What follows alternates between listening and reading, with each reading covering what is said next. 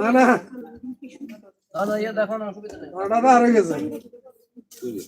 বুঝলো এটা প্রাইস কত? এটা প্রাইস লেখা আছে আমরা কোন দিতাম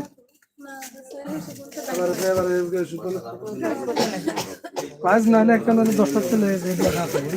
জিজ্ঞাসা করি মাইনাস আছে আগলে পুরো মান বার করে দিই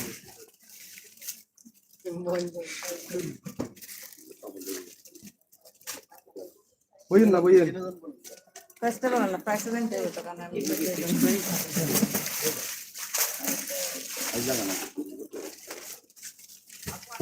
আচ্ছা 290 টাকা 95 টাকা এটা কাপড় অনেক বেশি আমরা শূন্যতে কাজ করা যাবে কি করা ভালো